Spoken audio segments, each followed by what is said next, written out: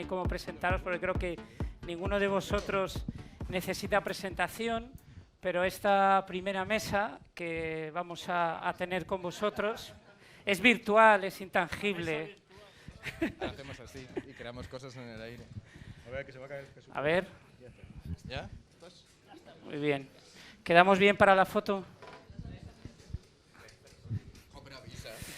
Bueno, pues desde mi izquierda, siempre desde mi izquierda hacia allá, Jesús Ordovás. Bueno, creo que no necesita presentación, crítico musical, periodista de referencia y el director de Diario Pop. ¿Qué más podemos decir? Aparte de autor de libros, conferencias. Tomás, que estuvimos trabajando, ¿cuántos años? ¿10 años? 10 años. De noche tras noche estábamos los tres. Tomás Fernando Flores y Chema Rey, ¿no? 10 años ahí codo a codo. Diego también estuvo. Diego Manrique. Tomás ahora es el director de Radio 3.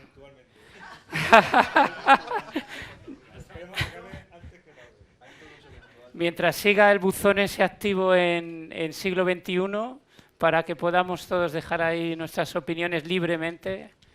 Eso querrá decir que Radio 3 se mantiene todavía en buena forma, ¿no, Tomás?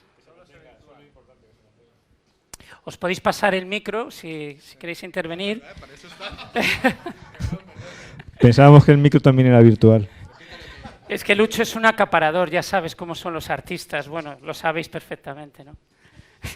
Yo le estaba contando antes a Lucho que viniendo por la Gran Vía me ha parado una chica de estas de Médicos Sin Fronteras, de estas que captan socios. Y me dice, usted, pare. Y yo digo que tengo prisa. Y dice, una pregunta, ¿usted cuando era pequeño qué quería ser de mayor? Digo, ahí voy justamente allí a recordarlo. Y se queda la chica como asustada y dice, sí, así, te juro que ha pasado, ¿eh? Muy bien. Y en el centro, Servando Carballar, Biobaquene, Factotum de Aviador Dro, de Discos Radioactivos Organizados y de su último proyecto también, Generación X, donde ya has juntado todo, ¿no? La música con los cómics, con los juegos. Para vivir del cuento, en este caso que son los cómics, así que ya puedo decirlo libremente después de tantos años que vivo del cuento ahora mismo. Y bueno, era otra forma de subvertir las mentes de los parroquianos y después de meternos por sus oídos, pues nos metemos por sus ojos también. Muy bien. Y a tu izquierda, siempre a tu izquierda, Lucho Prosper, que bueno, has madurado muy bien desde hace... Muchas gracias. Esto estaba preparado, ¿eh? Buscaros un hotel. Porque os acordáis de ese chaval pionero y aguerrido que en el año 81, el 9 de marzo, daba su primer concierto como Before Me Así, acompañado de Ger y de Clara, ¿verdad? Pues esta noche, en el Sol, 32 años después. 32 años después, o Before Me Así. Bueno, O Before Me Así, sí, 34. tu proyecto actual, Bretón Armada, Sí. y entre medias, Heroica, Fangoria, Medias, bueno, Heroica y etcétera, Fangoria, sí, etcétera, etcétera. Sí. Ya, fíjate. Teníamos que habernos quedado donde estábamos, ¿no?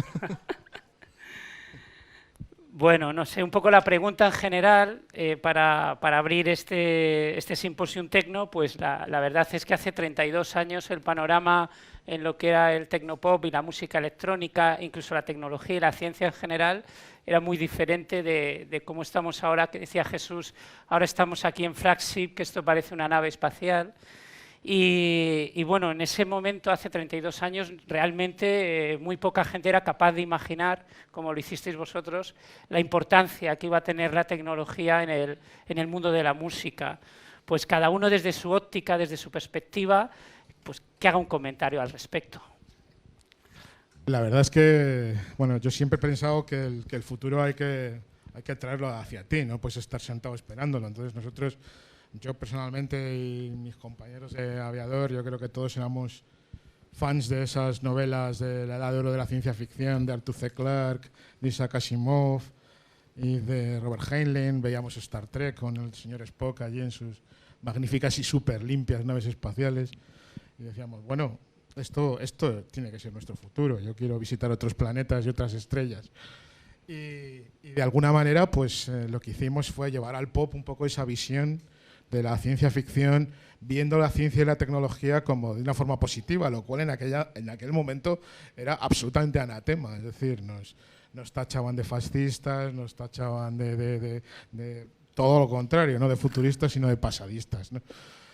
Y esto sí que ha cambiado realmente. O sea que efectivamente ahora, si te pones a hablar aquí en la flagship de que la tecnología y las redes sociales, internet, han ayudado a fenómenos como puede ser la primavera árabe o el 15M, o la difusión de una música en lo que nosotros no pudimos hacer en todos los 80, que era salir de nuestro país a tocar, lo hemos podido hacer en el siglo XXI gracias a que nuestra música la producíamos directamente aquí, llegaba a Perú, llegaba a México, llegaba a Estados Unidos. Por internet. Así que efectivamente esa visión la teníamos y trabajamos por ella, que es lo que creo que hay que hacer siempre, o sea, trabajar para el futuro que quieres tener, no esperarlo sencillamente. Y a nivel musical, Lucho, había que tener mucha confianza. Yo me acuerdo de verdad que los jovencitos que erais en vuestro primer concierto, lo ilusionados además que estabais, porque toda la la crítica de compañeros como los Zombies, los Pegamoides, en fin, que les encantó el concierto. Era en esos momentos... Salió a raíz del concierto. Yo es que recuerdo sería como en otoño del 80, cuando creamos el grupo Biformia, y tampoco sabíamos muy bien qué hacer con ello. Un grupo que eran con sintetizadores, secuenciadores, no había muchas referencias. Es decir, todavía Gary Numan y John Foxx no los conocíamos y Depeche Mode no existía ni nada. Es decir, estaba Human League, Cabaret Voltaire, cosas así. Y recuerdo, fuimos a una tienda de, no sé, sería Leturiaga, a comprar unos sintetizadores y tal, y conocimos a Servando, no me acuerdo, que se nos acercó y dijo, oye, que vosotros tenéis un grupo así. Digo, pues sí. Nosotros tampoco lo conocíamos, le veíamos como porque iba siempre vestido con los trajes de aviador, ¿no? No lo reconocimos. Claro, y entonces ahí nos hicimos amigos y tal, empezamos a ir a su casa y tal, y es cuando ahí surgió, empezaba a decir, oye, ¿por qué no hacemos un festival? Y nosotros, joder, nos apuntamos como locos. Y claro, de ahí luego cuando hicimos el Symposium por fin, ahí la verdad pues sí, tuvo mucho éxito, vino al camerino, terminamos de actuar y vinieron al camerino Alaska, Bernardo Bonetti, yo qué sé, Paloma Chamorro, un montón de gente, ¡ay, me ha encantado! Y tal, y nos cogieron, y nos metimos en la movida de golpe de repente. Fue vuestro bautismo de fuego. A partir de ahí íbamos todos los días más a casa para Paloma Ger Chamorro. Que para ti, que para Clara. Sí, bueno, yo llevaba tocando en grupos desde los 14 años y tal. Ellos no, ellos empezaron ahí. Sí, no, lo digo porque Ger acabó en la comisaría de... bueno, es verdad, y luego encima eso, sí, encima en el concierto del Symposium, de repente entró la policía cuando vosotros tocabais Anarquía en el Planeta, entró la policía, paralizó todo, una redada brutal, empezaron a coger así a gente y cogieron a Germán y se lo llevaron detenido y nosotros, oye, ¿qué hacemos y tal? Es salir hace 15 días de prisión. No, sí, nosotros dijimos, oye, vamos a sacarle para el segundo simposio. No te olvidamos. Que no sé, hace el segundo simposio y seguiría. Para esta noche hemos intentado localizar al jefe del operativo del 9 de marzo del 81, que dirigió la redada, que por lo visto no se había quedado satisfecho con su participación en el 23F, sino que necesitaba rematar el asunto, pero ha sido imposible localizarle. No obstante, a lo mejor esta noche también nos aguardan emociones potentes creo respecto. que lo han destinado a Irak, me parece, para hacer unos vídeos ahí. ¿Los de Diwanilla o qué? Bueno, Jesús, así porque un poco después o en el momento llegó, cuando empezábamos, pues realmente fuimos a casi Diario Pop, yo creo que fue de los primeros lugares, ¿no?, a los que asistimos, y desde tu punto de vista como crítico y pionero, pero que venías de un mundo del ámbito más del rock, ¿cómo veías tú pues estas extrañas hordas del techno que se acercaban? ¿Qué sentías tú con la llegada de estas nuevas bandas electrónicas que eran tan diferentes a la sensibilidad a lo mejor que tú tenías en ese momento y que sin embargo las acogiste y las promovisteis desde Diario Pop, ¿no? Bueno, yo siempre he sido punk y siempre he sido fan del punk. Desde pequeño pues ya hacía barbaridades en el colegio, estaba todo el día castigado.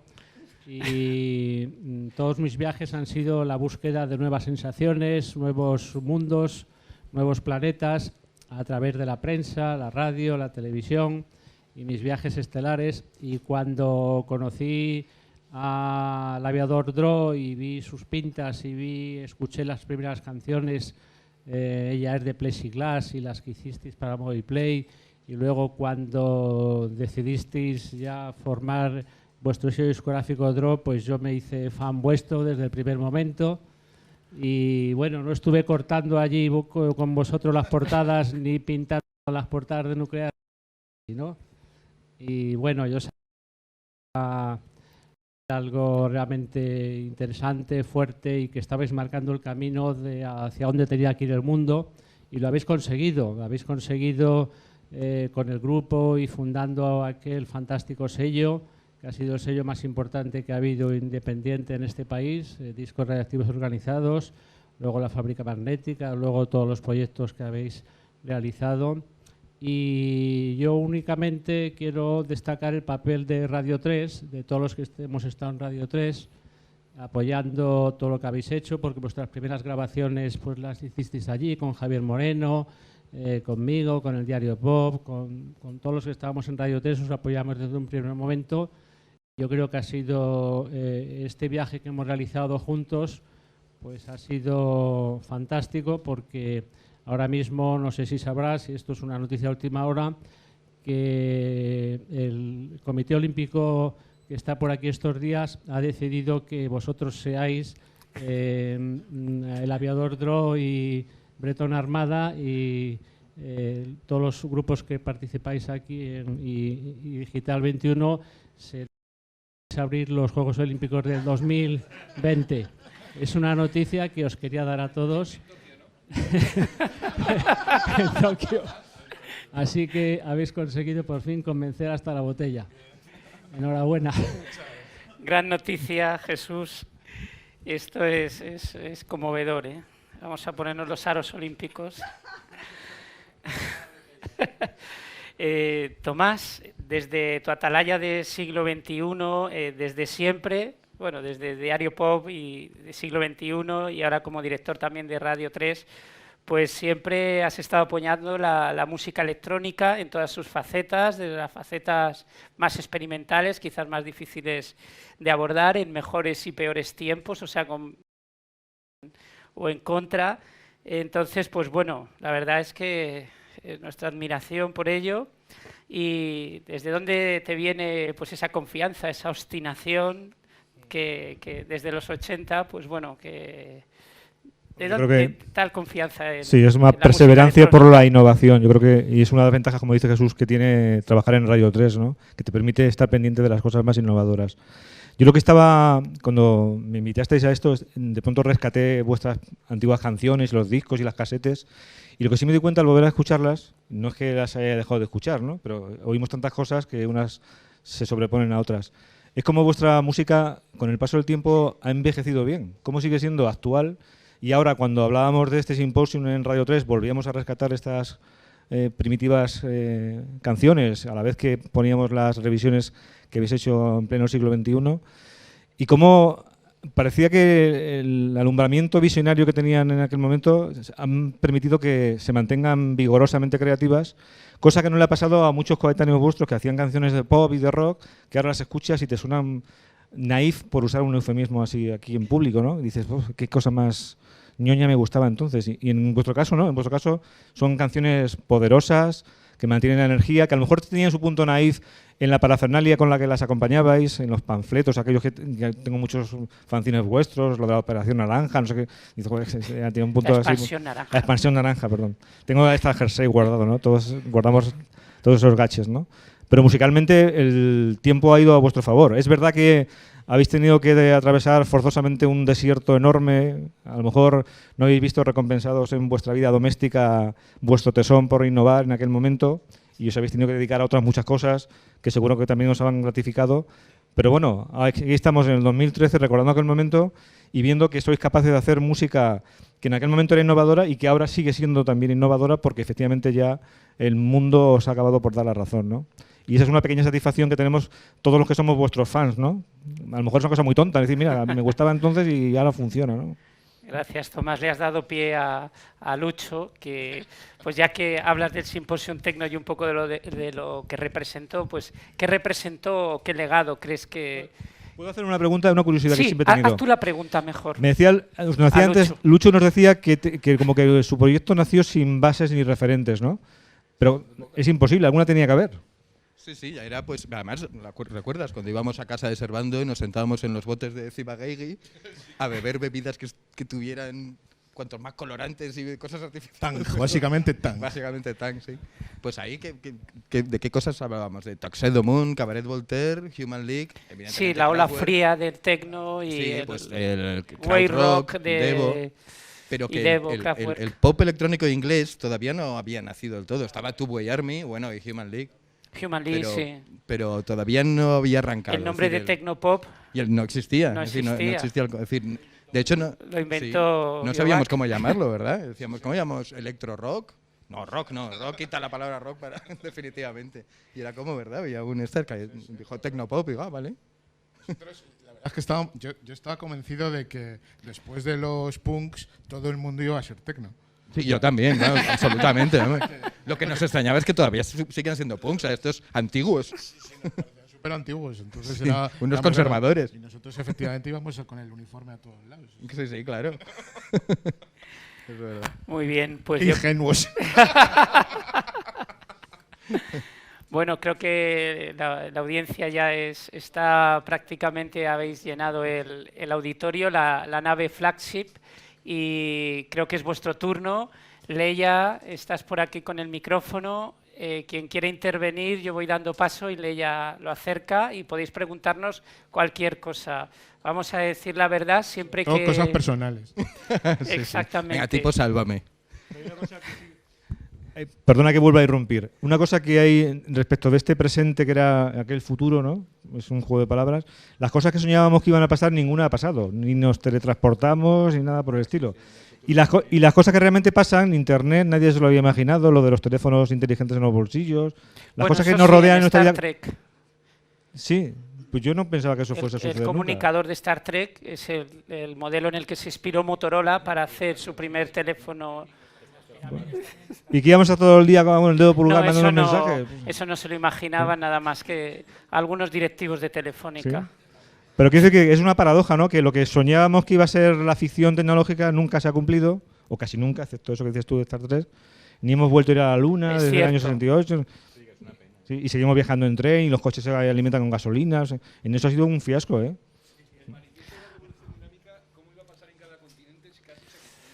Miguel Ángel, porque Sí.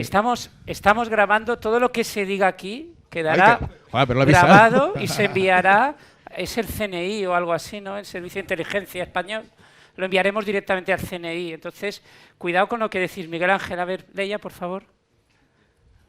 No, que estaba acordándome del manifiesto de la revolución dinámica de la caja del síntesis, que separaba por continentes las previsiones de futuro y fue visionario completamente, vamos, tanto en las caídas de regímenes como en las evoluciones.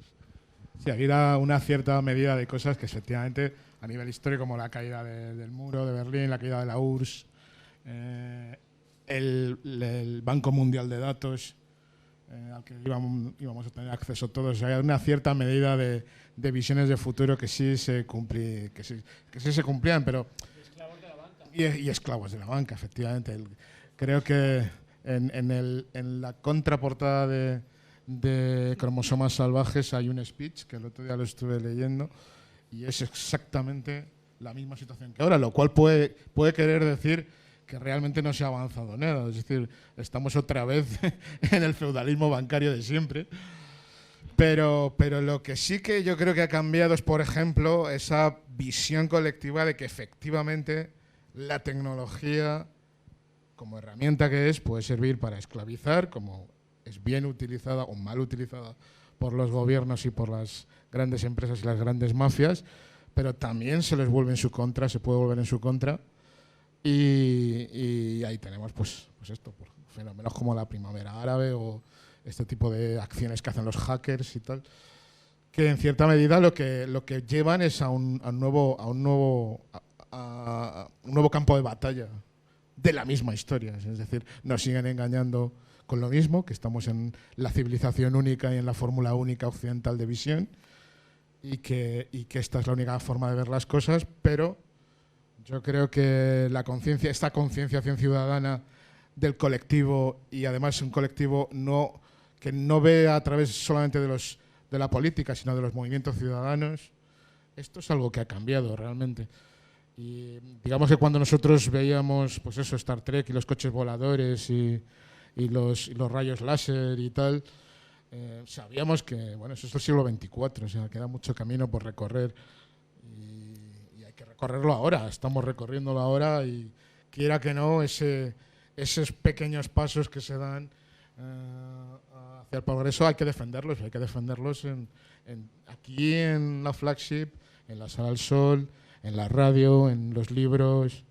Hay que defenderlo en cualquier sitio, porque constantemente el establishment está atacando todo ese sistema de contravalores. Pero realmente no es una decepción, para mí no es una decepción, porque yo creo que realmente donde está el sentido de eso está en la misma lucha por ello, es decir, no en conseguirlo, a lo mejor nunca se consigue, pero estás balanceando siempre, por lo menos, balanceando la parte negativa o la parte pasadista con esta visión de futuro progresiva, ¿no? Y eso hay que hacerlo, y sobre todo hay que hacerlo desde la cultura, desde la ciencia, desde el arte. Yo no creo en el artista que no esté concienciado o que no esté participando de la acción social constantemente. Yo creo que eso sería un arte, digamos, practicista y sin valor artístico en sí, no valor pecuniario meramente. Y bueno, el mero hecho de levantarte y hacer un simposium techno, venir aquí a hablar o venir aquí a escuchar o a participar, es ya posicionarse. Es ya posicionarse en un lado que es, bueno, vamos a intentar mejorar las cosas. Que no se consigue, es una lástima, pero tienes que hacerlo, tienes que estar ahí. Muy bien, gracias, Iobac. A ver, ahora después de esto, a ver quién tiene valor para hacer la siguiente pregunta. Sobre aquella época, ¿no tenéis ninguna curiosidad?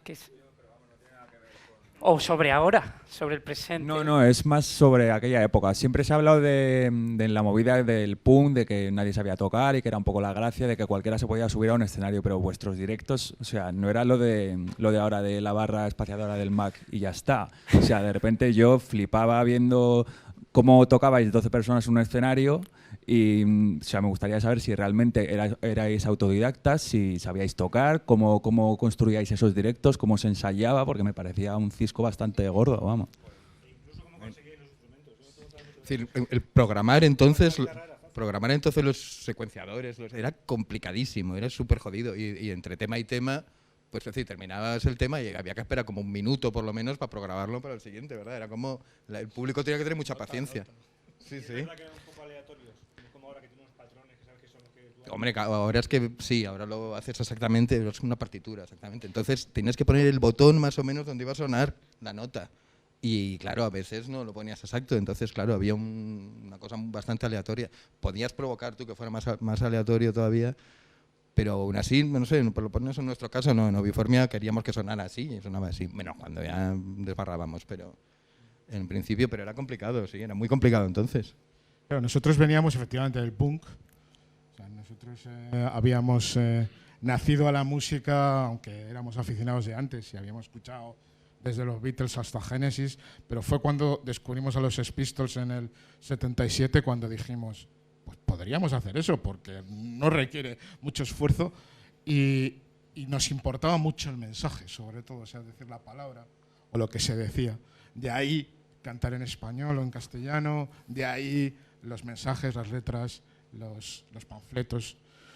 Entonces, porque nosotros lo que somos realmente un grupo de instituto, básicamente, somos un grupo de gente pues del mismo instituto, del Instituto Santa Marca de Madrid, que además era un instituto muy politizado y muy radicalmente de izquierdas, y entonces pues participamos en lo que fue la ocupación del el Ateneo de Prosperidad de Mantuano, era un Ateneo libertario, donde la gente, que curiosamente la gente que llevaba el centro y que lo abrió a todo el mundo era la gente que luego sería en UCD más tarde, porque los socialistas luego lo echaron todo el tema abajo. Pero bueno, allí se metieron gente, pues estaban Radio Futura, estaba Paco Clavel, estaban Los Zombies y Caca Deluxe, Caca Deluxe. Y nosotros estábamos allí haciendo fanzines. Y haciendo fanzines y haciendo fiestas. Hacíamos de disc jockeys, porque no había ni discotecas ni nada en aquel momento donde divertirse. Y lo que hacíamos era organizar fiestas, poner discos. Alquilábamos un par de equipos de sonido y unas lucecitas de estas de feria y venían 500, 600 chavales del barrio de Prosperidad allí a bailar y estar ahí los viernes y los sábados. Y luego de vez en cuando venía la gente de Fuerza Nova a pegarnos a la salida. Básicamente eran las dos diversiones del fin de semana. Y bueno, la verdad es que era un éxito. Nosotros, de hecho, algunos vivíamos de eso. Y empezamos a comprarnos instrumentos y cosas con estas fiestas haciendo de disc jockeys en el Ateneo de Mantuano y organizando conciertos, que organizamos los primeros conciertos pues de los Zombies cuando tenían a las zumbetes, de mermelada cuando se llamaban mermelada de lentejas allí, y en principio para sacar dinero para el fanzine, pero luego ya pasábamos del fanzine y lo gastábamos en instrumentos y montamos nuestro grupo, ¿no? ¿Alguna vez? O sea, ¿aprendisteis o sea, comprasteis el primer sintetizador y sabíais algo del tema o dijisteis, vamos a montar un grupo de esto y ya aprenderemos? Bueno, de hecho, más o menos empezábamos cada uno como a tocar lo que nos apetecía, porque yo había estudiado algo de piano cuando era niño, el equivalente a un par de cursos, pero no me gustaba nada tener que estar leyendo partituras y tocando lo de otros. No me gustaba nada. Yo quería tocar mi música, ¿no? Pero el piano me era muy difícil porque yo no era muy bueno, realmente. Entonces terminé con esto comprando un órgano electrónico, porque a mí lo que más me gustaba en aquel momento pues eran los Stranglers y Blondie, y quería pues tener un grupo de nueva ola realmente. Y también me gustaba la batería, entonces pues al principio tocaba la batería, y entonces en un local de estos de Ateneo de Prosperidad pues nos empezamos a juntar y empezaba a pasar por allí pues toda la gente que, pues yo sé tocar la guitarra, que conocías en clase, y se pasaban por allí y tocaban y, Dios mío, esto es inviable y tal, ¿no? Pero de repente en todo eso surgió la vorágine del punk y de alguna manera eso nos impactó tremendamente, ¿no? Es decir, bueno, es que este chaval, lo que está diciendo aquí en Anarchy on the UK o God Save the Queen, puede tener su reflejo perfectamente aquí en esta sociedad, y esto sí que puede cambiar las cosas de alguna manera, que no cambiamos mucho al final, pero bueno, en aquel momento fue un impacto absolutamente brutal. Y entonces hicimos un grupo de punk que se llamaba Los Drugos, era un grupo de heavy punk, porque nuestra guitarra era heavy, y era desastroso, es malísimo, y bueno, queda en uno de nuestros discos un doble que se llama Síntesis, hay un tema de esa época que sale y Los Drugos, que era nuestro himno, y que era bastante terrible. Pero poco a poco, de repente, un día, pues descubrimos a Kraftwerk. Yo llegué y vi, además en una tienda de discos, el primer LP de Blondie, el Ex-Offender y Man Machine. Y entonces yo tenía el terrible impulso de comprarme las cosas que me gustaban, que me entraban, sobre todo los discos, las carátulas, eso que ya se ha perdido. Dios mío, esto lo necesito yo escuchar, que es... Entonces me compré el de Blondie, me maravilló como siempre, y cuando escuché a Kraftwerk me quedé como en un estado de shock, porque yo lo último que había oído con secuenciadores era pues probablemente Boney M o cosas de ese tipo, ¿no? Claro. O Diana Ross. Pues a mí me pasó al revés. Yo venía de que a mí me gustaba Tangerine Dream, Klaus Schulze, yo quería hacer música aleatoria de sintetizadores y tal. Y cuando llegó el punk dije, pues mira, a lo mejor se puede mezclar. Era como... sí, ¿sabes? Era como... Yo sí que quería quedarme ahí como casi hippie, de verdad, en un mundo de estos... Pues a lo mejor sí. Hombre, bueno, fue evidentemente Percy Kraftwerk, pero el Autobahn era lo que me gustaba a mí. The Model no me gustó tanto. Pero sí, era eso, el pasar de la música aleatoria, así, era, a ver si esto se pudiera mezclar con Bowie, podría salir algo genial. Claro. Sí, claro. A ver, Jesús. Lo hizo propio Bowie. Hablando de mezclar con Bowie, olvidamos y mucha gente a lo mejor no sabe que el primer personaje que empezó a utilizar elementos electrónicos y secuenciadores fue Herminio Molero. Sí. En los años 70 ya tocaba con un grupo pseudo-tecno que se llamaba un Araxes 2, y de hecho en Radio Futura lo que yo más aprecio del primer LP de Radio Futura, aparte de las melodías de las canciones, son los sonidos que mete Herminio Molero, que era un tipo precursor. Bueno, y estaba en Neuronium, exactamente, en España también. Precursor quizá el primer personaje que realmente mezcló la música electrónica con la música pop, con Bowie, etcétera, ¿no? Ya en mitad de los años 70. Hay que rendirle homenaje a este personaje, Herminio Molero, y a Máquina Humana, que después de Radio Futura editó también proyectos y discos también. Efectivamente. Fantástico disco, el primero de Radio Futura, que yo no le el gusta, mejor, pero a mí el mejor de todos. Y con la perspectiva del tiempo, porque han sido ya 3 décadas y poco, ¿cómo contempláis, iba a decir, a ver si encuentro la palabra, la beligerancia con la que la mayor parte del público recibía vuestra propuesta? Eso tanto lo oíamos, esto está grabado, esto no es música, esto no es... Porque ahora, claro, ha pasado el tiempo y ayer mismo Franco Battiato cantaba con los colos grabados y nadie le decía, este tío está grabado. Claro, yo siempre me acuerdo de una anécdota llevamos que nada era grabado. tocar en unas fiestas, porque cuando ganamos un concursillo de esos que hubo de la Diputación y tal, que quedamos los terceros. Villa de Madrid. Villa de Madrid nos dieron, uno de aparte del premio, aparte de grabar los singles estos de la chica de Plexiglas y tal, era hacer como una serie de conciertos por la Comunidad de Madrid. Bueno, la Comunidad no era entonces, era la provincia. Y claro, tocabas en unos pueblecitos, en las fiestas del pueblo y tal, y claro, llegábamos nosotros allí con nuestro tablao y se acercaba un señor y te pedía un paso doble y tal, ¿no? Y había una vez... al público vuestro, al target, claro, a la gente joven, que tampoco era... Bueno, no, yo recuerdo los primeros... Nos el primer odiaba la muerte. El primer concierto nuestro fue en el Marquis, en el Symposium. Y después volvimos a tocar con Aviador Dro en el colegio ¿cuál era? En Ramiro de Maestro. En el Ramiro de Maestro. En el Y ahí Ramiro. fue salir al Es cierto. escenario y un montón de botellas y piedras.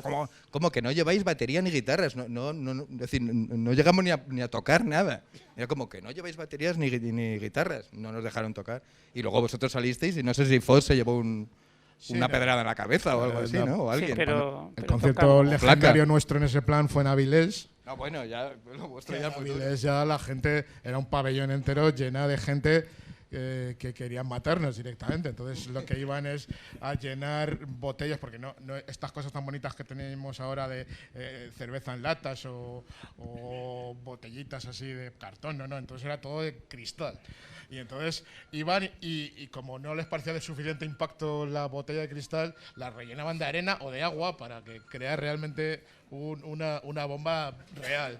Y salís fue con... una lluvia de botellas. Y nuclear, sí, por supuesto. Claro, nosotros además, el primer tema con el que nos presentamos era Nuclear, sí, por supuesto, en Avilés. Todo lleno de hippies, además. Y era fascinante. A nosotros la verdad es que nos encantaba. La única preocupación es que le diese un botellazo a un instrumento y no lo fastidiara.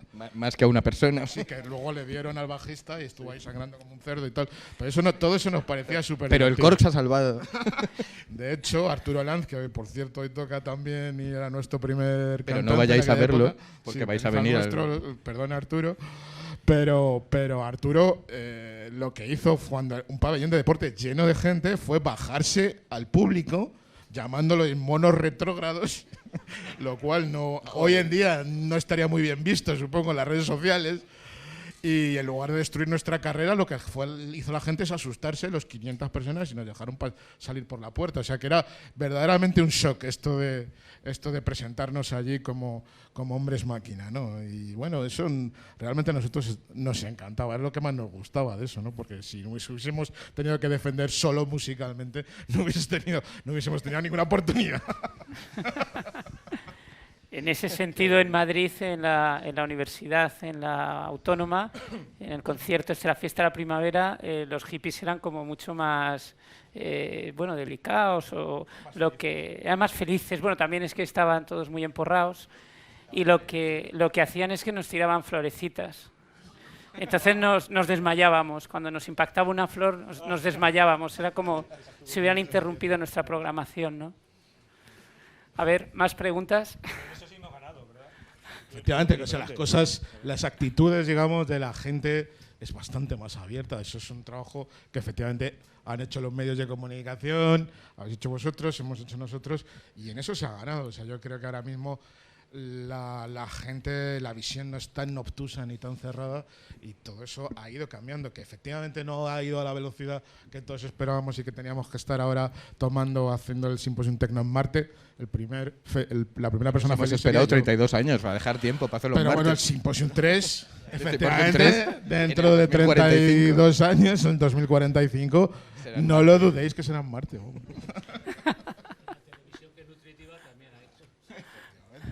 Y más nutritiva que ahora, que hay un montón de series chulas. Sí, pero por otra parte, entonces, íbamos a la radio, unos chavalines de 17, 18 años, y tanto Jesús como, bueno, Manrique, Julio Ruiz y tal, tú no estabas todavía, en 81. Sí, sí que estaba. Pero aquí no, Madrid no te conocíamos. Yo llegué en 79. El año siguiente. Sí, sí que estaba. Sí, bueno, pues Me acuerdo de bajar Micro.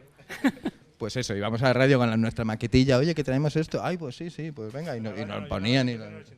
Por eso digo. Y entonces llegábamos, oye, tal, Jesús, queríamos ver a Jesús Ordóbal.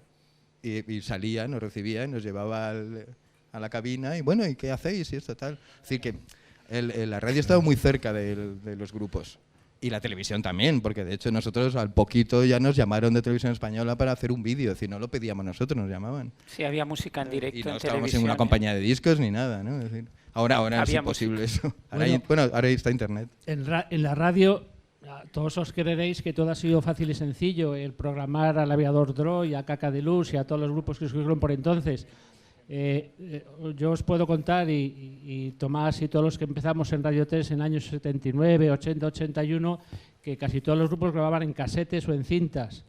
Y en Radio Nacional querían, como es una radio nacional, emisora y tal, la hostia, pues tenía que sonar aquello bien, ¿no? Y entonces las casetes sonaban a rayos y truenos, ¿no? Entonces yo llegaba con 10 casetes, un montón de casetes, y el técnico ya me miraba horrorizado. Decía, eso no puede sonar aquí en esta emisora, en Radio Nacional, no sé si te acuerdas.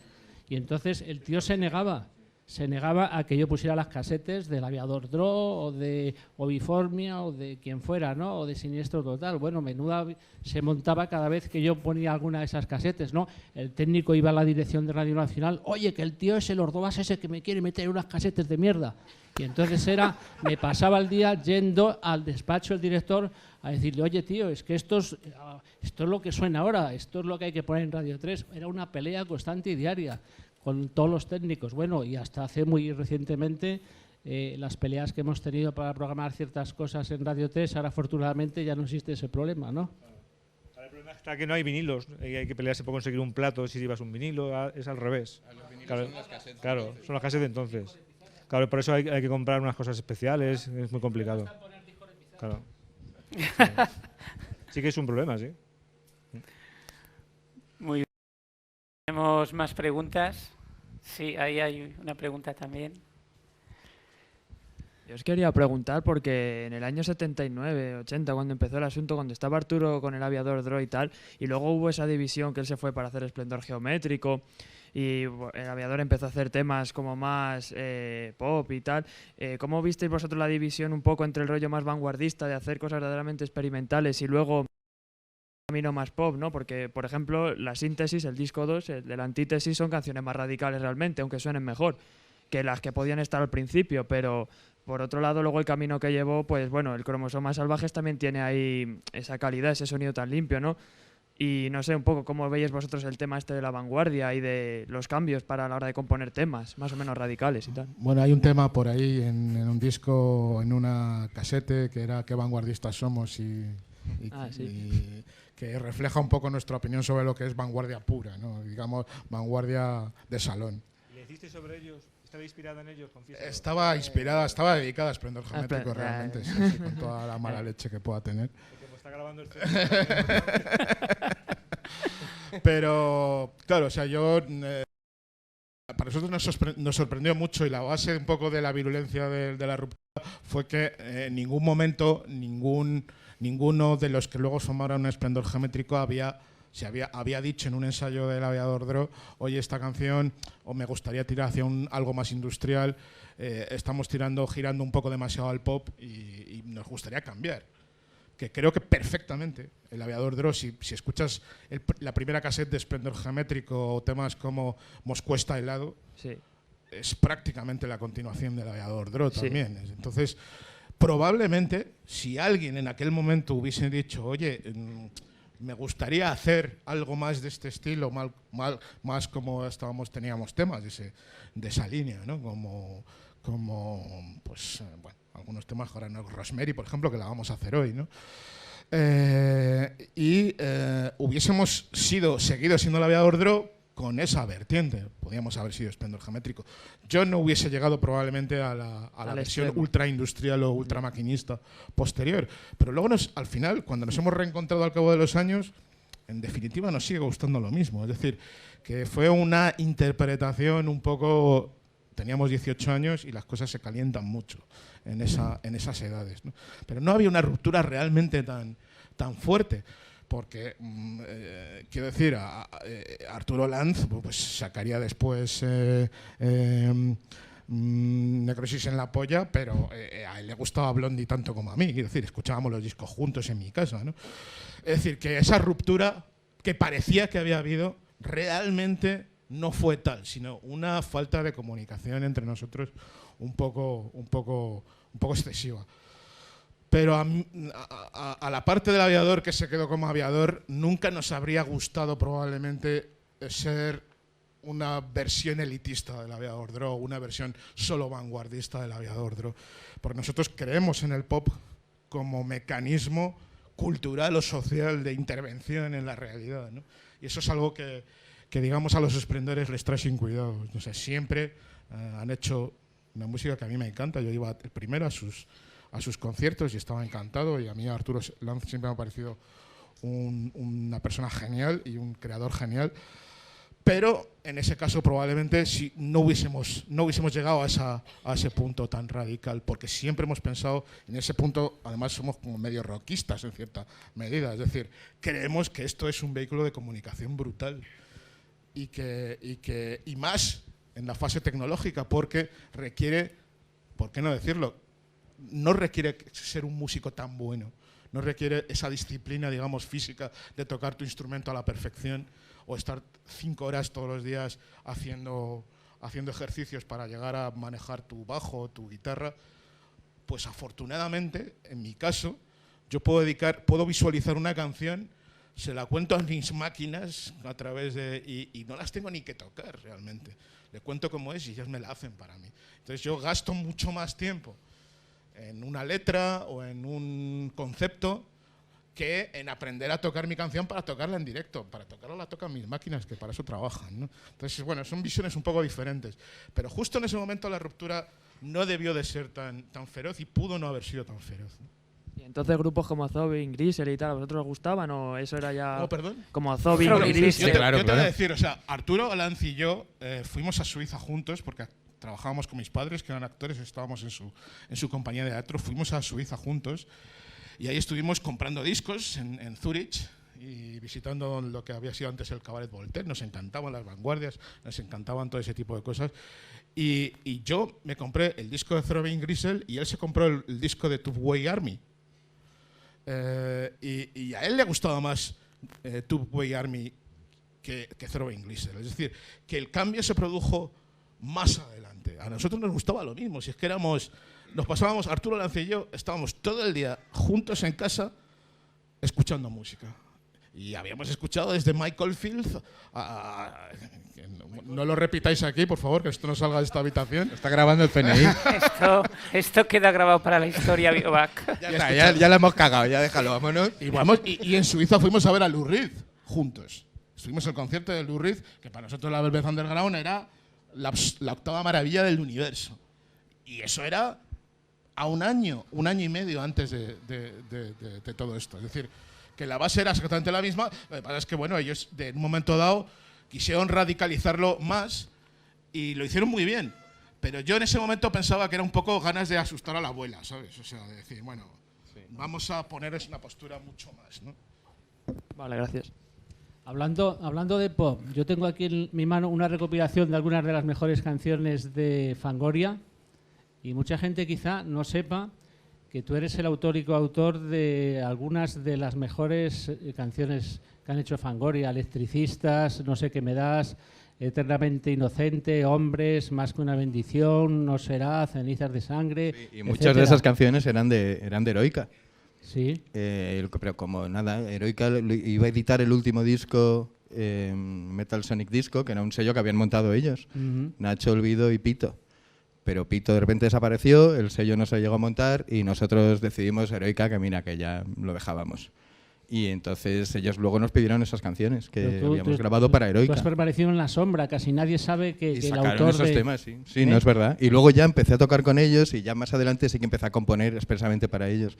Pero sí que muchos de esos temas eran de Heroica, sí. Y además de los mejores, sin duda. Sí, pues de bueno, los que más fueron éxito singles tienen. todos. Fue el relanzamiento de No, curioso es Fangoria eso, fueron realmente, singles ¿no? todos, El, sí, sí. el O sea, momento en el que si alguien tiene que Fangoria- pinchar alguna canción de Fangoria, casi todas son tuyas. Pues muchas sí. Buena parte. muchas Sobre sí que todo lo son. las más bailables muchas veces. Sí, además ya te digo, sí, fueron singles todos, es verdad. Ajá. Pues enhorabuena. Muchísimas gracias, además que me lo digas tú.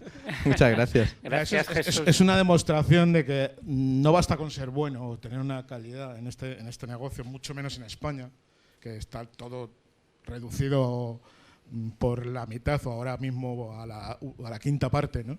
Y continúan en esa progresión a destruir. Pero efectivamente yo jamás entendí, porque bueno, el primer álbum de Heroica creo que fue el primero... Primero lo editasteis vosotros. Estamos nosotros en la fábrica magnética. No, en No, Dro. en Dro, Dro, en discos en Dro, radioactivos y- organizados. y, claro, yo a veces editábamos cosas en Dro, como es este caso, que no entendíamos realmente cómo no pasaba lo mismo que podía pasar con Loquillo, con Gabinete Caligari. Es decir, esa conexión de repente con el público, esa efectivamente, pues... Y de repente, pues Balucho con las mismas canciones, con las mismas canciones y las canta Olvido y se produce esa singularidad de suerte, de carisma, de lo que sea, y de repente pues las cosas funcionan, ¿no? Pero desgraciadamente, y eso nos pasaba mucho en Dro cuando venían, decía, es que la gente está muy convencida de su calidad personal como músico, como compositor, pero desgraciadamente no basta esa conjunción para llegar al éxito, ¿no? Hace Supongo que falta- también está la actitud que uno tiene para tener éxito, ¿eh? Que nosotros siempre la tuvimos un poco rara. Incluso vosotros lo sabéis, cuando estábamos en Dro, no éramos muy fáciles de llevar. No, estábamos siempre ahí como raros, ¿no? Sí, como hay gente que sí que le gusta mucho el éxito. Y a nosotros nos gustaba relativamente, quizá, ¿no? Así que a lo mejor no erais un poco no te prestas mucho. Fashion victim se dice ahora o algo así. También vuestro tránsito estético fue también muy sui generis. De una cosa como Bifornia de pronto apareciste como Heroica y mucha gente decía esto es pop comercial, que os lo decían. Claro, estuvisteis girando con Fangoria, hubo una especie de sinergia que se rompió por una circunstancia personal que fue lo que le ocurrió a Pito, ¿no? Entonces todo se desvaneció, ¿no? Porque la vida pues tiene también esas paradojas, ¿no? Sí, vamos, si Pito no hubiera desaparecido y ese disco hubiera salido... Pero las canciones ellos las reportan a SGAE, ¿no? Que es lo importante. Ya está. Me faltaría, ¿eh? Bueno, la gente de Radar, que luego van a estar aquí tocando, pues son buenos amigos, que también es importante. Y además son, Mario Paje estuvo en Séptimo Sello, con los cuales teníamos mucha relación y coincidíamos en muchas aventuras. Y tienen una visión del techno más dark, la parte electro-dark de gente pues como pues New Order, por ejemplo, Joy Division, y que curiosamente nosotros en aquel momento considerábamos parte de lo que podría ser la escena electrónica. Es decir, para nosotros los primeros discos de Joy Division formaban parte de la escena techno, igual que eran las maniobras orquestales en la oscuridad, ¿no? Es decir, no había una división tan radical o que como ahora, que prácticamente pues parece que tiene que ser todo dedicado a la pista de baile si haces música electrónica o experimental, ¿no? Entonces esta fusión ellos la representan muy bien con temas propios, con versiones, y yo creo que son un muy buen complemento para lo que es el Symposium Techno de hoy, ¿no? No, no lo conocemos. No sabemos quién es. No, hombre, Sí, un Miguel- chico que toca el sitar. Miguel va a tocar, yo creo que todos, bueno, Digital 21. Miguel es un experimentador nato, además, ¿no? Yo creo que cada disco que ha hecho es una nueva. Es una... Eso es, se está haciendo el jovencito. y compartimos un poco la idea de que cada disco tiene que tener su propia personalidad y que surge completamente de cero para construirse, ¿no? Nosotros, por ejemplo, siempre lo primero que hacíamos para hacer un disco nuevo era intentar comprar una máquina nueva que no entendiéramos para poder partir de ella a construir cosas que de por sí ya eran completamente nuevas, ¿no? Yo creo que él trabaja también un poco en esa línea. Dice, bueno, esto lo he hecho y ahora voy a hacer una cosa y no tiene por qué partir de las mismas bases. Además es un reputado productor, un reputado disc jockey, ha puesto discos en China, lo cual para mí es absolutamente fantástico y admirable. Y quizás es un exponente de lo que fue la siguiente generación a los que hicimos el Symposium Techno. Y de alguna manera pues también queríamos establecer conexiones con gente que está trabajando ahora mismo, como Nicky Schiller también, o Big Toxic, que forma parte de Breton Armada, pero que también forma parte de toda esa pléyade de nuevos productores que están trabajando día a día y consiguiendo cosas nuevas y diferentes, ¿no? Ahora mismo, o sea, esto ya no estamos hablando de retroceder, sino de avanzar, ¿no? Y entonces, para nosotros es importante que esta gente estén trabajando hoy, hayan trabajado con nosotros, estén trabajando con nosotros, porque de alguna manera justifica el que nosotros no solamente seamos algo del pasado, sino que también somos presente y futuro, ¿no? ¿En aquel momento teníais perspectiva de cómo os veríais justo ahora? Esto nos parecía, nosotros decíamos, en el año 2000 vamos a tener 38 años, Dios mío. Qué horror, vamos a ser unos viejos. Bueno, a mí cuando nos llamaron hace unos cuantos años, un sello alemán que se llamaba Analog, y luego Doméstica, de aquí de Barcelona, pidiendo sacar un recopilatorio de Biformia, y de repente digo, ay, pues sí, qué bonito, pero yo no tengo nada. Y le pregunté a Germán y no tenía nada, y Clara tampoco, no teníamos absolutamente nada, no habíamos guardado nada. Dice, ¿cómo no tenéis nada? Digo, ¿quién coño nos iba a decir hace 30 años que alguien se iba a acordar de esto? Nada, seguro, bueno, se iban perdiendo las cosas y ya está. Y luego, gracias a Luis Calvo de Elephant, que ha recuperado, gracias a Jesús, y, ¿sabes? Pues un montón de cintas y cosas de entonces. Pero nosotros no teníamos nada. Es decir, ¿qué es lo que pensábamos hace... Jolín, de cómo serían las cosas 30 años después? Nada, yo no sé, no pensaba nada. Claro, nosotros además es que para nosotros tener un disco en la mano era, o sea, como ser astronautas, o sea, era una absoluta cosa legendaria y no pensábamos que fuese a durar nunca nada. Pero pensábamos, bueno, pues dentro de 3 años tendremos que dedicarnos a algún trabajo de verdad y no estar haciendo esto que estamos haciendo ahora. Y al final, pues más o menos, hemos conseguido sobrevivir más o menos haciendo lo que nos gusta, que es un lujo, ¿no? Ahora, visto desde aquí, desde el momento en el que estamos, sí que ha merecido la pena, sí. Mereció la pena aquello y todo lo que ha pasado en medio. Sí, por supuesto. Por supuesto, Nuclear sí, por supuesto.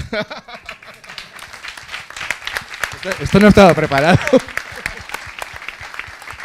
Muchas gracias, Tomás, Jesús, Lucho, Servando.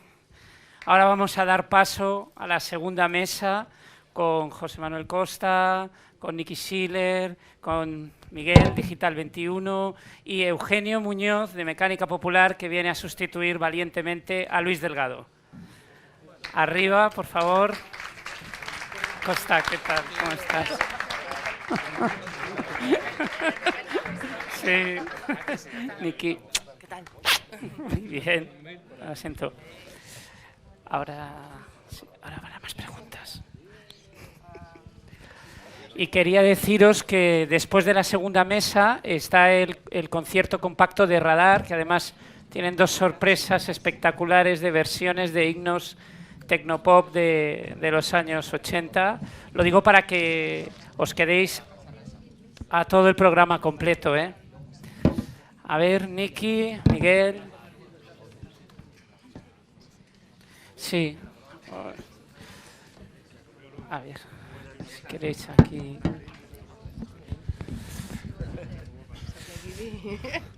Tomás, os voy a dejar alguna...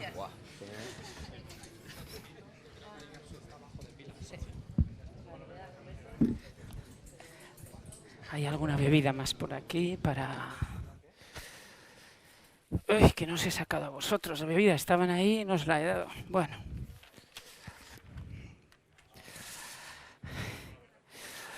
Bueno, y os esperamos en el sol a todos, que va a ser una gran noche tecno. A ver, un poquito de...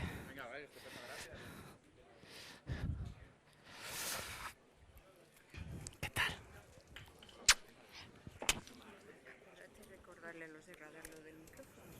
Sí, sí, lo saben. Manuel. Bueno, pues vamos a iniciar la segunda mesa. Aquí tampoco hay que hacer muchas presentaciones porque, sobre todo, has tirado el agua, bueno, no es whisky, o sea que tampoco se pierde mucho.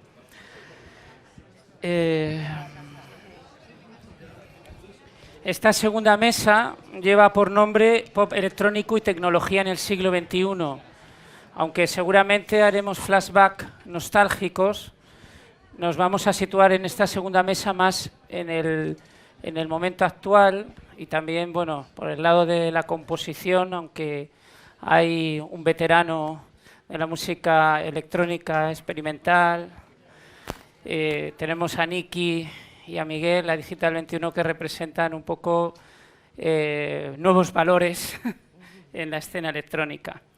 José Manuel Costa, que actualmente es director de Retromanía en Radio 3 y que, bueno, pues es como Tomás, como Jesús, como tantos otros críticos pioneros, luchadores en ese ámbito que antes hemos comentado que era difícil incluso en la radio, que había problemas para poner las cintas con los técnicos de los estudios. Pues él no solamente es crítico musical y periodista, sino que también es comisario de artes visuales y sonoras y ha seguido la evolución del techno con la relación que ha tenido desde Ted Rubin y los primeros videojockeys hasta la relación actual de la escena techno con el arte tecnológico o con el arte contemporáneo visual, ¿no? Entonces, pues también nos puede dar esa perspectiva actual. Bueno, Eugenio Muñoz, compañero de Luis Delgado, que pensaba traer el tenorión y hacernos aquí una demostración será en otra ocasión, de ese instrumento de Toshio Iwai, ¿no? Diseñado por él. Pues Eugenio, bueno, por sus manos, él tenía el estudio de Sonido Track, aparte de ser compositor, experimental, miembro de Mecánica Popular con Luis Delgado. Pues han pasado por tu estudio pues todos los grupos digamos, de pop, de rock, de techno, incluso de heavy, ¿no? de los años 80, 90 y 70. Niki, estamos aquí muy contentos de tenerte junto con Miguel. Ya os digo que os representáis un poco. Niki Siller la recordáis todas como performer y como miembro de Dirty Princess. Y ahora tiene un nuevo proyecto muy enraizado también con la lucha. Antes ha estado hablando Servando del empoderamiento 2.0, de la tecnología que nos asiste en la lucha diaria frente a la distopía ultracapitalista. Pues bueno, Niki Siller, su nuevo proyecto, parte de esto está dentro de este activismo 2.0. Y Digital 21, que bueno, tú representas un poco la fusión de la tecnología, de los instrumentos electrónicos con los instrumentos antiguos, con los instrumentos clásicos, nuevas visiones, estás trayendo eres un gran estudioso, ¿no? del techno y bueno, también estáis aquí un poco pues para situarnos sobre este momento, ¿no? El momento actual del siglo XXI. Y también para que les preguntéis un poco pues todo lo que ellos, no sé, empezando a lo mejor quizás por Eugenio, por aquello de la parte de mecánica popular y de música experimental, y que veíamos la dificultad, ¿no? de lanzar estas propuestas en un mundo a lo mejor quizás más dominado por el pop. ¿Cómo lo ves o qué les dirías a Niki y a Miguel y cómo ves el momento actual también, ¿no? de la experimentación? Porque tú sigues haciendo cosas. Sí, la verdad es que es muy diferente el momento actual al momento inicial nuestro. sin ser inicial del todo, porque lógicamente la música electrónica se remite a hace muchísimos más años. Antes estábamos escuchando a los 4 ponentes anteriores acerca de la música pop, electropop, pop, y realmente yo creo que me remitiría un poco antes, ¿no?, de la época que estábamos hablando, en la que nos hemos fijado mucho. Pero yo, la verdad es que mi punto de vista es un poco diferente al del resto. Yo creo desde el punto de que yo estoy en un estudio de grabación donde recibo todas las semanas, todos los meses, a todos los músicos de grupos de este país, o a muchos de ellos, ¿no?, y me nutro de muchísimas fórmulas artísticas y técnicas, y de alguna manera eso me hace empezar a querer participar de esto y a empezar a crear música. Y los inicios nuestros de Mecánica Popular empiezan por generar música desde un sintetizador que existía en ese momento, 2, algunos ya, pero sobre todo desde la parte electroacústica, ¿no?, desde la parte de generación de sonidos y manipulación por medio de cintas, efectos, etcétera, ¿no?, que a mí me interesa muchísimo y me ha interesado muchísimo siempre. En ese momento yo no recuerdo que hubiera nada parecido, pero sí que había cosas que no conocíamos seguramente, y fuera de España, por supuesto. Contamos con la parte importantísima de Servando Carballal, que nos entendió a la primera y nos editó el primer disco, cosa que yo no pensaba ni por asomo. Pero vamos, la verdad es que lo hacíamos de una manera para divertirnos, por supuesto, y por supuesto para crear música, que era lo que más nos interesaba, ¿no? Y la generación de sonido y de experimentar en ese momento, pues ya te digo, estaba muy unida a la parte de cintas, efectos que casi no había en ese momento y que empezaban a surgir. Creo que desde el punto de vista de la parte de estudio y grabación hay una parte que se desconoce mucho, y es que el estudio es un elemento de creación. Mucha gente, hay gente que lo ha dicho, lógicamente, es un elemento de creación, y en ese momento más. A partir de ese momento empezaron a surgir un montón de aparatos y efectos que se pedían desde el punto de creación del estudio. En el momento actual las cosas han cambiado muchísimo, los ordenadores lógicamente son los que mandan, y lo que pasa que visto desde la gente que tenemos ya un montón de años y que hemos empezado hace muchos años, la sensación es que no ha cambiado nada, simplemente han cambiado las formas de utilizarlo, las formas de llegar mucho más rápidamente a obtener sonidos y de tener inmediatez, ¿no? O sea, es mucho más rápido todo, pero realmente todavía yo no vislumbro muchos cambios, ¿no? ¿Y desde el estudio de sonido hay un antes y un después del sampler, por ejemplo? Sí, absolutamente, claro, efectivamente. Antes del sampler eran las cintas. Del primer disco de Mecánica Popular conservamos todavía cajas donde están los loops de cintas que utilizábamos. Dependíamos no existían secuenciadores. Me acuerdo que en ese momento estaba yo en RCA, antes había estado en otro estudio 6 años ya. Había estudiado electrónica, lo cual supuso también una mezcla de poder hacer aparatos por medio de revistas que te mandaban croquis para hacer generadores de sonido o modificadores de sonido, y el estudio era una cosa muy fructífera, digamos, esa mezcla, donde yo me lancé a tope, y me acuerdo que el encuentro de Mecánica Popular, Luis estaba trabajando conmigo en el estudio de RCA, él pasó ya a ser director de Internacional, y en ese momento yo empecé a tontear con las cintas y a hacer loops. Pero tengo que decir que todo esto viene de la posibilidad de haber grabado con músicos de música contemporánea, Luis de Pablo, muchísimos, con Hafter, con King Joan, con todos, los cuales, aunque están en otro mundo, es diferente al nuestro, tienen una avanzada, en ese momento estaban muy avanzados en cuanto a vanguardia sonora, pero se quedaron ahí, se quedaron estancados en ese punto, pero sí, a mí me llamó la atención muchísimo, y en ese momento RCA editaba una colección de música contemporánea de 11 LPs, en el cual había 4 autores, con lo cual había 44 autores. Eso supuso algo muy importante. Yo veía cómo se hacían las cosas, cómo se generaban sonidos, cómo se utilizaban los telemines, las ondas Materrot, etcétera, y las cintas. Y ahí me enganché con eso. Luis Delgado, que es muy inteligente y todos conocemos, es una persona que absorbe todo, absolutamente todo. En el momento que vio que yo estaba tonteando con esas cosas, se unió a mí y empezamos a hacer cosas. Pero desde el punto de vista electroacústico, o sea, realmente utilizamos sintetizadores, por supuesto, pero de una manera secundaria. Me interesaba mucho más el tema de manipulación de sonido, de ahí voy al sampler. Efectivamente, inmediatamente surgió el sampler, porque en todo el mundo estaba pasando esto y había mucha gente dedicándose a tratar de ordenar el sonido y manipularlo a su antojo. Cosa que no se podía hacer con las cintas porque era muy aleatorio, pero inmediatamente surgió el sampler, ¿no? Cada paso me enrollo muchísimo. Sí, ¿y qué opinas, José Manuel, un poco, si retomas en el punto que lo ha dejado Eugenio y te trasladas al momento actual y la relación con las artes visuales y cómo se produce ese... Bueno, yo voy a ser malísimo y me voy a comportar fatal. Adelante. No voy a seguir este orden. Me has anunciado como que tengo un programa que se llama Retromanía, en efecto, y esto tiene su importancia. También tengo otro programa en Radio Clásica que se llama Vía Límite, que trata de electrónica presuntamente súper avanzada y más radical todavía, ¿no? También tiene que ver con esto. A lo que voy es a que cuando hablamos me dice futuro. Y dije, adelante, adelante. Dije, estupendo. Es algo que me preocupa mucho y que creo que nos debería preocupar a todos.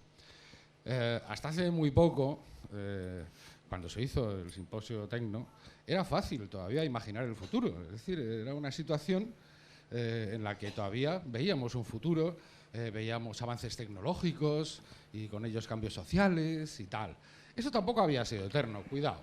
O sea, el futuro en realidad empieza en el siglo XVIII, perdón, a finales del siglo XVIII, con la Ilustración, el avance de las ciencias, y entonces es cuando el futuro se hace presente. Es decir, el tiempo del presente en realidad es el futuro. Esto llega a su explosión en los años así como 1969, digamos, por poner uno, ¿no? La llegada a la Luna, el comienzo de ARPANET, en fin, toda una serie de logros de estos cataclísmicos, como hemos visto luego. Pero ahora, yo la verdad es que no soy capaz de vislumbrar un futuro. Es más, creo que este sistema nos ha raptado el futuro. Pienso que el sistema capitalista, eso es lo que voy a poner en cuestión también, una de sus justificaciones ideológicas, aparte del riesgo, que ya hemos visto que no se corre, ¿no? Porque aquí a los bancos se les salva y no solo no van a la cárcel, sino que encima se les devuelve su dinero, o les devolvemos, bueno, en fin. Sino que, además, otra justificación era el progreso, es decir, la idea de que iríamos a mejor. Y con este sistema iríamos a mejor de lo que se había ido antes con el sistema monárquico, los sucesivos formas de sistema monárquico y movilistas, y que todo lo que permitían era imaginar utopías, como la de Tomás Moro, pero no futuro. Y aquí pues se nos decía que con este sistema vamos a conquistar el futuro. Bien, es evidente que yo, por lo menos, mi perspectiva de futuro se ha hecho completamente nebulosa. No sé lo que va a pasar ni pasado mañana. Literalmente lo digo, además. O sea, no es una imaginación. Hombre, ya sabemos los avances tecnológicos que va a haber, patatín y patatán, pero creo que se nos ha robado el futuro. Con lo cual también es cuestión de pensar si estamos en un sistema realmente capitalista o en algo todavía peor.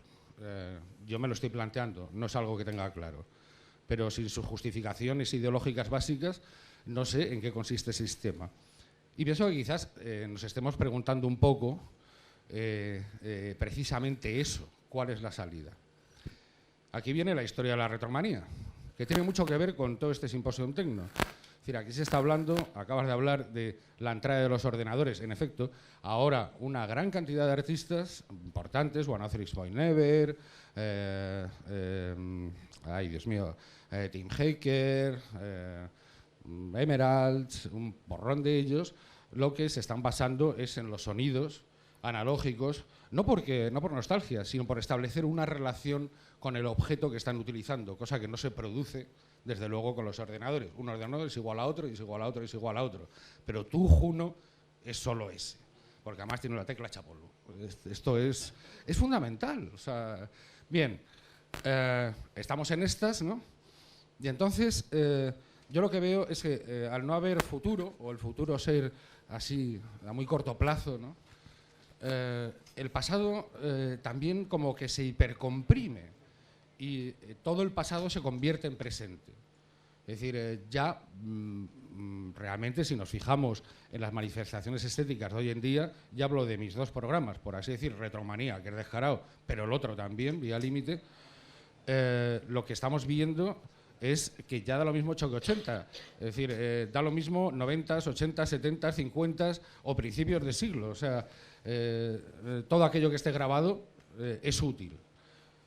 Esto en otras artes se produce exactamente lo mismo. Yo lo que veo es una hipercompresión del pasado, una ausencia del futuro y un presente eterno en el que estamos dando vueltas.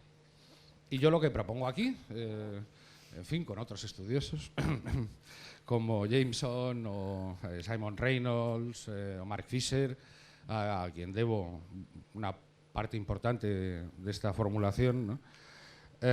Creo que tal vez lo que podamos hacer, y precisamente este es un buen lugar, es reflexionar, es decir, revisitar todo ese pasado que ahora se nos ofrece por primera vez, de una manera informe, identificar en ese pasado de forma no nostálgica, sino identificar los elementos revolucionarios que hay en cada una de esas capas, digamos, geológicas de ese pasado, y utilizar ese pasado como una palanca más para intentar recuperar el futuro que nos han robado, ¿no? En fin, ya digo, me he ido completamente. Pero bueno, quería decirlo, caramba. Muy bien, José Manuel. Creo que mereces un aplauso también, como otros intervinientes que han tenido aquí, porque creo que abres un debate que ya estamos entrando en este terreno fértil, y ahora pues Niki yo creo que tendría que decir muchas cosas sobre lo que has comentado.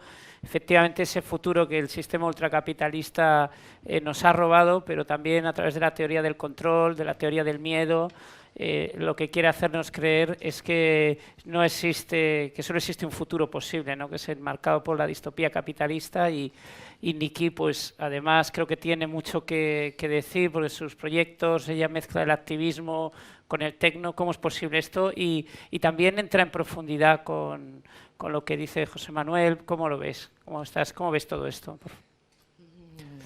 Es densa la pregunta.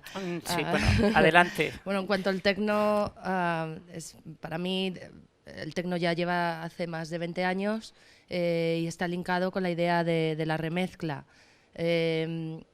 Lo que puedo linkar con la remezcla y el activismo son los métodos de colaboración. Yo creo que antes era un trabajo a lo mejor más individualista, estábamos todos más desconectados. Con la posibilidad de la ayuda de Internet hemos empezado a estar mucho más conectados todos y empezar a colaborar. Yo creo que una de las cosas que deberíamos de aprender de nuestro pasado y nuestro presente y hacia un futuro es la virtud de compartir, ¿no? De compartir todo el conocimiento.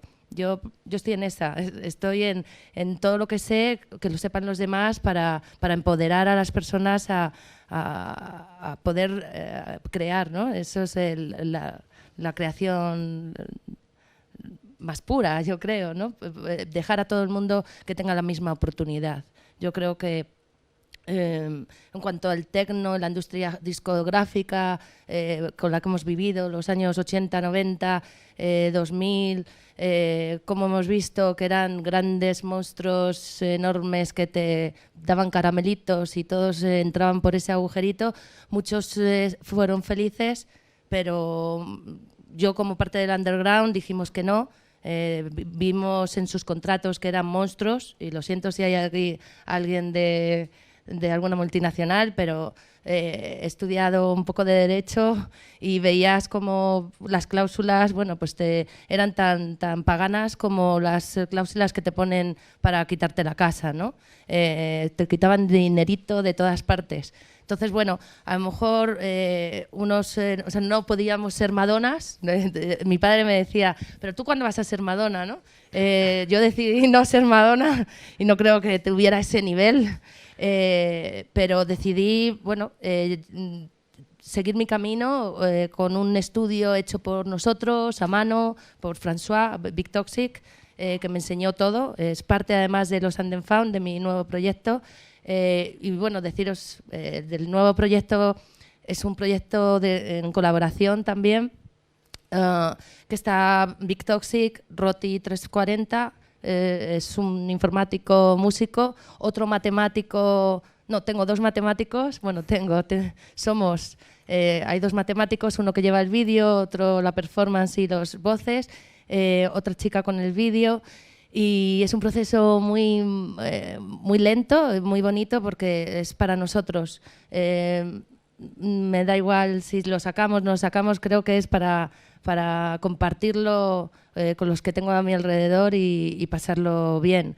¿Qué te puedo decir Tienes más? un vídeo ahora en la red que lo grabaste cuando estabas en Nueva York con el movimiento Occupy the Streets, ¿no?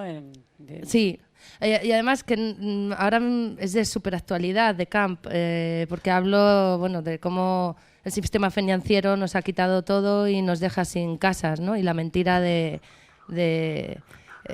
creernos que nos pueden dejar sin casas. Es muy gracioso que el sistema nos ha hecho creer que te lo quitan y te quedas sin ello, pero lo divertido es que igual que te lo quitan, tú puedes cogérselo también. Entonces, bueno, es una sugerencia que hago a todo el mundo, que si tenéis a alguien alrededor que le hayan quitado, que lo vuelva a coger, porque igual que te cierran la puerta, tú puedes entrar. Entonces, bueno, yo creo que hay que cambiar un poco el chip que teníamos, creo que lo estamos cambiando todo, creo que nos estamos humanizando un poquito más, no sé, el consumismo ya es vulgar para mí, y creo que deberemos bueno, ahora apreciar otras cosas más humanas que a lo mejor habíamos perdido estando tan linkados al sistema. Mi proyecto Lost and Found lo lleva haciendo 4 años y sobre todo ha sido una reflexión sobre un concepto muy filosófico, pensando y analizando cómo ha llegado el mundo a estar como está y también poniendo un poco en crítica a nosotros, al ser humano, ¿no? Que muchas veces creemos que son los demás y el trabajo de cada uno mismo yo creo que hace cambiar el mundo. Y, en fin, no os doy más rollos. Muchas gracias, Niki. Yo creo que has dejado también otros pensamientos muy interesantes. Y ese pensamiento que has dejado de compartir, ¿no? Que a mí me recordaba Machado cuando dice lo que sabemos todos, lo sabemos entre todos. Entonces, pues bueno, creo que ahí has dejado un punto muy importante. Miguel, pues sigue un poco también la tónica y aparte háblanos de tu experiencia de esta, precisamente José Manuel te ha introducido un poco en esa gente como tú, que tenéis esa capacidad de ver el pasado, presente y casi desde el futuro trabajar con los distintos elementos, ¿no? Musicalmente hablando, pero también a nivel de concepto un poco, ¿no? Bueno, yo vivo en mi estudio de grabación, o sea, no tengo vida, esa es la cuestión. Entonces vivo Antes Jesús estaba diciendo lo de la nave espacial, no sé si se ha ido, ¿no? Jesús estuvo en mi estudio de grabación, que eso sí que es una nave espacial. Es como bastante más pequeño que esto y es una nave espacial de verdad. La diseñé durante 20 años y la tengo hace 5. O sea, llevo 25 años haciendo música. Es lo único que sé hacer.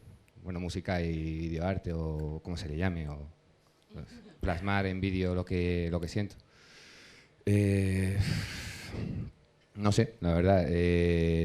Yo lo que sé porque empecé en la música, empecé porque tenía una necesidad.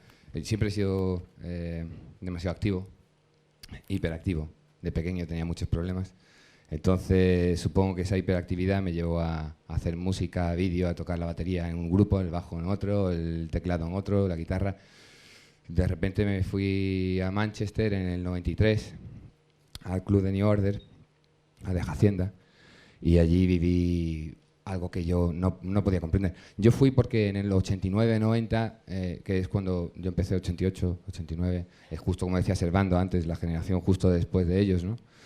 Yo fui buscando a Stone Roses y a los Charlatans y a Happy Mondays, y de repente yo era un enamorado de The Cure, que es por el que empecé en la música, por supuesto, y de Depeche Mode. y Pink Floyd, y The Doors, y millones, ¿no? O sea, nunca he sido un tío cerrado. O sea, con 15 años, cuando iban todos los... Yo iba con mis Bauhaus y mis The Cure y todos los que le gustaban esos grupos, y yo les decía que yo adoro, y sigo adorando, a Leonard Cohen, y se echaban para atrás, ¿no? Y es que yo he sido tan ecléctico como el presente de ahora. Eso antes no ocurría. Eso sí lo puedo decir, que ya no sabía ni de qué hablar, ya tengo algo de hablar. Antes las cosas no eran así. Cuando yo empecé a hacer música, eso, 88, 89, 90, y durante todos los 90, si a ti te gustaba una música, no te podría gustar otra. Estás loco que... Y yo he tenido siempre ese defecto. A mí me gusta todo. Me gusta lo que me gusta, lo bueno de cada estilo, pero me gusta todo. Yo me puedo aburrir, y mucho, con el reggae, pero a mí Bob Marley me parece un genio. Y Redemption Song me parece una canción. Y esas cosas, ¿no?, que están prohibidas decir, ¿no?, que antes están diciendo, es que se ha dicho este grupo, te van a crucificar. A mí siempre me ha encantado que me crucifiquen, porque es que me gustan, es que me pone. A mí los Doors me gustan, y cuando no estaban de moda me gustaban. Y durante mucho tiempo ha sido en España pues muy difícil decir que te gustaba Joy Division, cuando ahora son el grupo lo más de lo más, y ahora todos los grupos ingleses y españoles les imitan, ¿no? Y Joy Division a mí me encantaban, y lo decía, y era como si son más oscuros que Bauhaus, y ahora son indies. ¿Sabes lo que te quiero decir? A mí, la etiqueta indie, la etiqueta oscura, la etiqueta electrónica, para mí todo es lo mismo. Es rock and roll. Es Chuck Berry. Chuck Berry era un punk. Para mí, Eric Satie era un punk. Beethoven era el más punk de todos. A mí me encanta la música clásica. Pero igual que digo esto, igual que... La primera canción que me... Otra cosa que sí puedo decir, es la primera canción que me gustó, y que esto sí que lo digo mucho cuando hago conferencias de videoarte o lo que sea. Hablando de que las etiquetas me parecen una basura y que es todo mentira, ¿no? Que está el sentimiento, la sensación, lo que te emociona y lo que no. Entonces yo era pequeño y tenía mi primer Commodore 64, que era el segundo ordenador personal que había. Mi vecino tenía el Spectrum 48. Y los dos flipábamos, programábamos en MS2 porque no se podía trabajar de otra manera. Metías las cintas, esperaba que cargara el juego, igual que con las canciones, y escuchabas ese ruido que tanto me gustaba, ¿no? Los ruidos de las cintas, ¿no? Y entonces, a mí no me gustaba la música de niño, ¿no? No me gustaba la música porque a mi hermana le gustaba Mecano, y a mí no me gustaba Mecano. Yo lo siento mucho. Años después tuve una pareja que su madre significó mucho Mecano para ella, y su madre murió, entonces yo incluso la llevé a un concierto de Ana Torroja y me gustó, porque a ella le encantaba, que es lo que quiero decir, que las sensaciones y los sentimientos son lo que importan, ¿no? Pero a mí no me gustaba Mecano, nada, y Los Secretos menos, y eso sigue sin gustarme. Y eso lo puedo decir, he tocado con ellos además varias veces, y encantadores, ¿no? Pero que no me gusta, que no puedo. Entonces, yo recuerdo que no me gustaba nada la música, porque era lo que escuchaba eso, pero que me encantaba una melodía. Pero me obsesionaba. Era un juego que se llamaba El Tornado, del Commodore 64. Y yo me estaba obsesionado con esa música y decía, ¿cómo puede gustar tanto algo? La cantaba a todas horas, y era monofónico, claro. Y era La cabalgata de las Valquirias, de Wagner. Entonces, para mí, es mi canción favorita de toda mi vida. Porque era... Yo no podía comprender cómo una canción de un videojuego, yo tenía más videojuegos y las demás canciones no me gustaban, cómo podía ser tan grande, ¿no? Una canción de un videojuego, pero era tan grande, ¿no? Y me hacía sentir tantas cosas, ¿no? Años después, cuando me enteré de que era la cabalgata de las Valquirias de Wagner, lo entendí todo, porque ya me gustaba Leonard Cohen, ya me gustaba The Cure, ya me gustaba...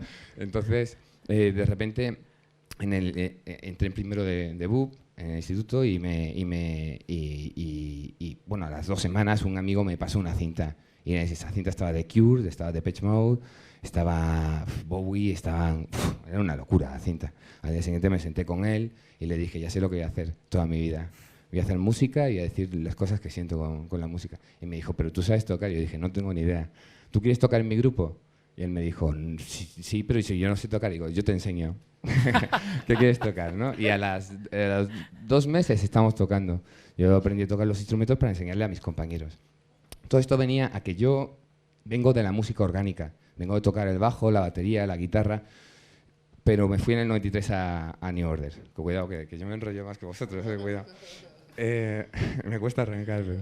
Total, que cuando fui allá de Hacienda buscando esos grupos de música bailable hecha con instrumentos reales, que es lo que yo me he dedicado toda mi vida, de repente me encontré con el principio de Chemical Brothers, el principio de Prodigy, el principio Underworld, era una locura. El Born Sleepy, ahora lo escuchas el Born Sleepy y bueno, ¿sabes? Pero y sobre todo la gente que vio la película, ¿no? ¿Cómo se llama la película?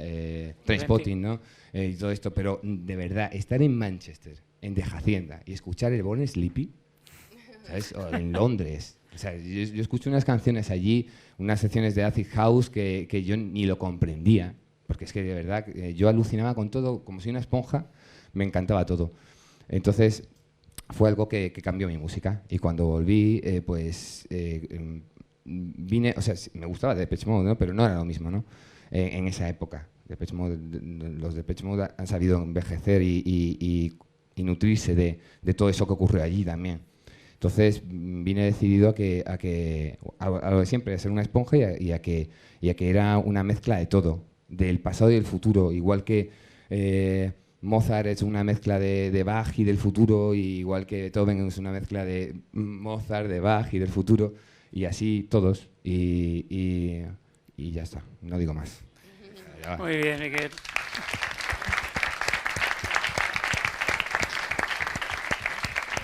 Bueno, pues como esta mesa es un poquito más corta, vamos a dar paso ya a las preguntas que tengáis. Yo creo que ha habido intervenciones densas y potentes, y si tenéis alguna duda o alguna aportación, ¿no?, sobre este momento en el que hay que reflexionar y actuar, adelante. Bueno, quería añadir algo. No, yo no quiero añadir nada, yo quiero preguntar una cosa. A Niki, no te despistes. Niki, no te despistes. No, que es que me parecería, ya que estás aquí, mujer y tal, ¿no? Pues me gustaría preguntarte un poco cómo ves esta cosa tan rara, ¿no? De que yo pensaba que no iba a suceder con la electrónica, que es que las mujeres pues estén completamente infrarrepresentadas. Es decir, me parecía normal en el rock, ¿no? Que, joder, ya la guitarra es una cosa fálica y, en fin, hay una masturbación simbólica, es más que evidente, o barrona incluso. Pero yo pensaba que con los teclados y los botones esto no iba a pasar, y sigue habiendo igual de pocas mujeres, ¿verdad? Sí, la verdad que sí. Yo siempre salí mucho en los 80 y en los 90, y la mayor parte también los clubs de techno eran básicamente hombres. Entonces siempre me preguntaba por qué me tocaba para tanto, ¿no? Las pocas. No tengo ni idea. Yo vengo de la clásica también. Le estaba comentando a Miguel que cómo dejé la clásica intentando tocar en mi piano de cola una canción de techno.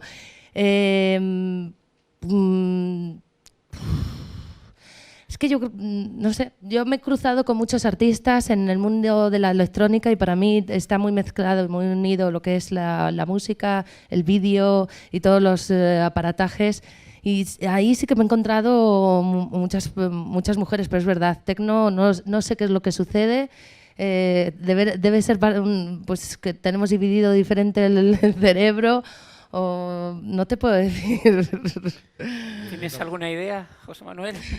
No, para mí es una perplejidad absoluta, porque es que de verdad pensaba, cuando empezaron primero los sintetizadores y luego los ordenadores, pensaba realmente que la actitud eminentemente machista, o machota si se quiere, ¿no? Que tampoco del rock y el pop que viene después es posible que echara a las mujeres, es decir, por esas características que tienen su origen en el blues, en un determinado tipo de blues también y tal, pero digo yo, jolín, con los aparatos, efectivamente, luego hemos visto que entre las grandes pioneras de la electrónica experimental, digamos, hay una cantidad de tías enorme, reconocidas 30 años más tarde, es decir, cuando ya están hechos los libros de historia, esto hay que decirlo.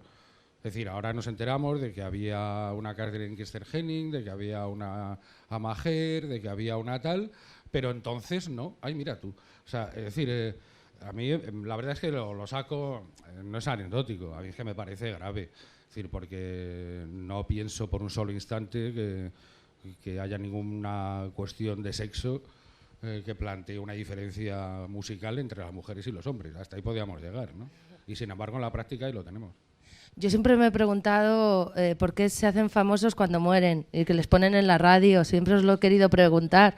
Y pensaba que a lo mejor no tenían que pagar las multis, los derechos. Te lo juro que lo he pensado toda la vida. Digo, ¿por qué ahora le ponen? Cuando deberían de haber puesto cuando estaba vivo, ¿no? Pero como esos espacios en muchas radios de estas grandes están comprados los espacios, pues no te permiten. No digo Radio Nacional de España en absoluto, pero digo los 40 y esas cosas que bueno, que no te permiten poner lo que uno quiera si no tienes mucho poder.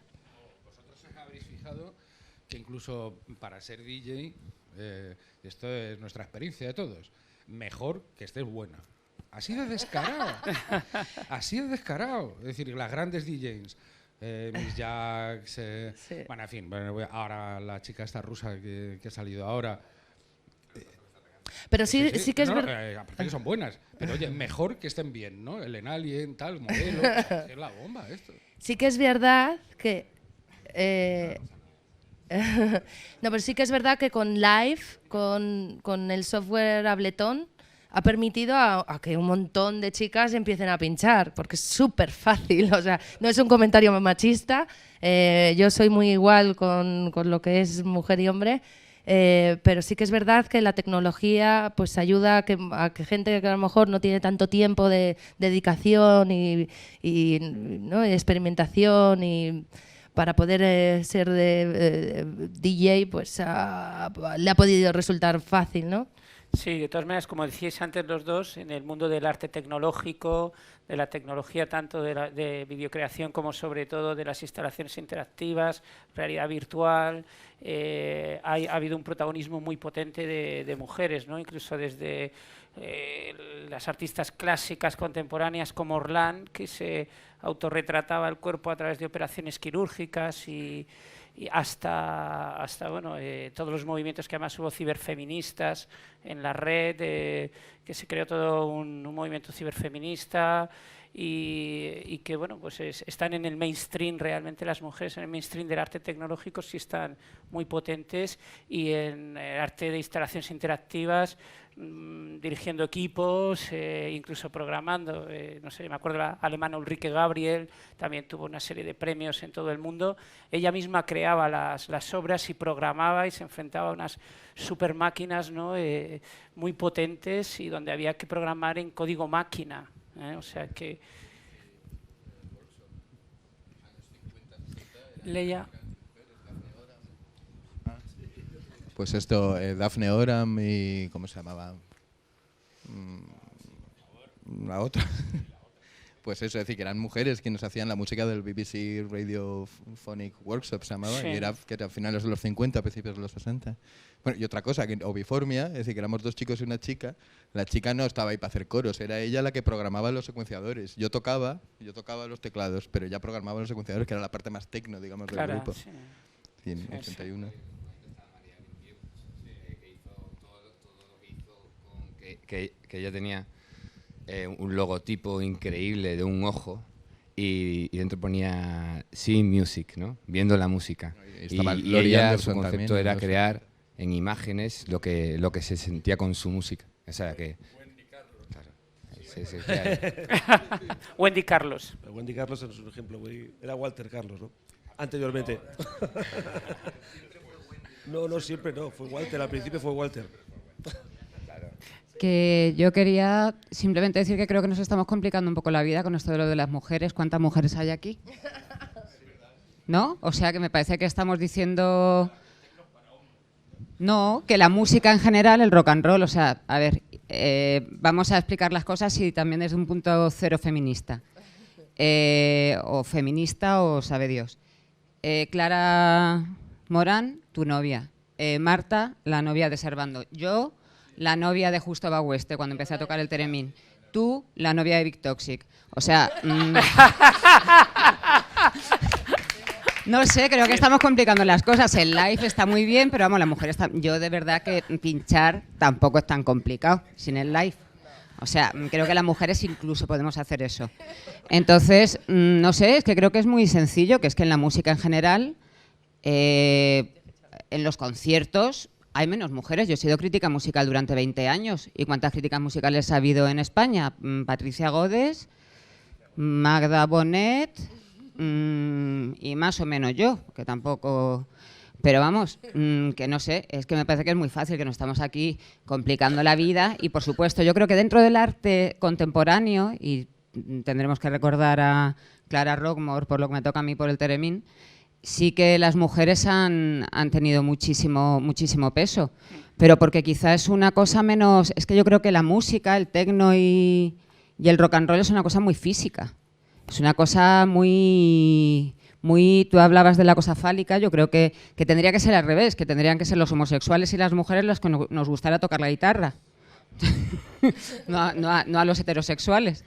Pero que yo creo que es una cosa física y que las mujeres no nos subimos normalmente a los árboles, y las que terminamos haciendo tecno somos las que nos hemos subido a los árboles de pequeñas. Es un poco o rock and roll. Curiosamente, en artes visuales, bueno, vamos a llamarle visuales por llamarle algo, arte que se hace en los museos, vaya. O sea, el único terreno donde las mujeres sí tienen una historia preponderante en los libros de historia es precisamente la performance. Es decir, hay una primera oleada de performers, que son tíos, pero inmediatamente, a principios de los 70, sale una oleada de mujeres que a mí me parecen infinitamente más interesantes, aparte de todo, porque plantean otras cuestiones. Es decir, que eso de que dice de la fisicidad es verdad, pero precisamente también a través de lo físico es donde la mujer ha demostrado, o ha mostrado, no creo que haga falta demostrar nada, ¿no?, pero mostrar más bien las posibilidades de esa visión o esa, no sé cómo llamarle, si existe alguna característica femenina que yo creo que sencillamente, entre otras cosas, plantearse precisamente la cuestión del cuerpo de otra forma de la como habitualmente nos lo venimos planteando en esta sociedad, hombres y mujeres, los dos. O sea que sí, pero que se puede superar precisamente a través de eso, vaya. O sea. Muy bien, dos preguntas más para terminar, de otro tema de los que se han planteado, esto de el no future o el futuro robado, ¿no? ¿Algo más? Una pregunta más. Ilustres personalidades que están ahí en la esquina, como Jesús. ¿Se te ocurre alguna pregunta? Sí, le podéis pasar el micro. Bueno, ya que ha hablado Silvia, Silvia, ¿qué estás haciendo además de escribir novelas? Buena pregunta.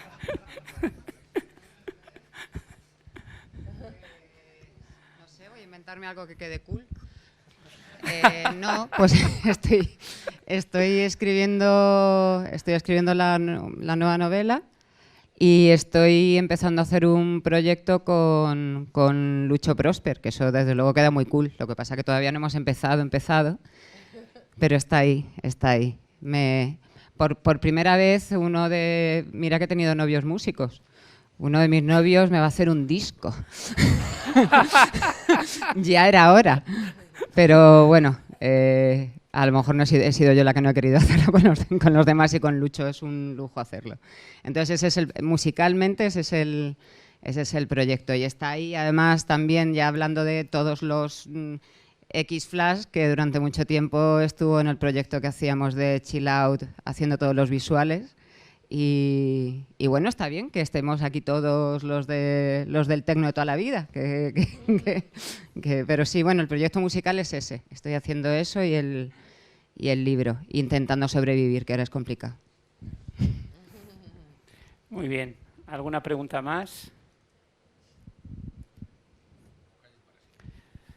Bueno, pues muchísimas gracias a todos.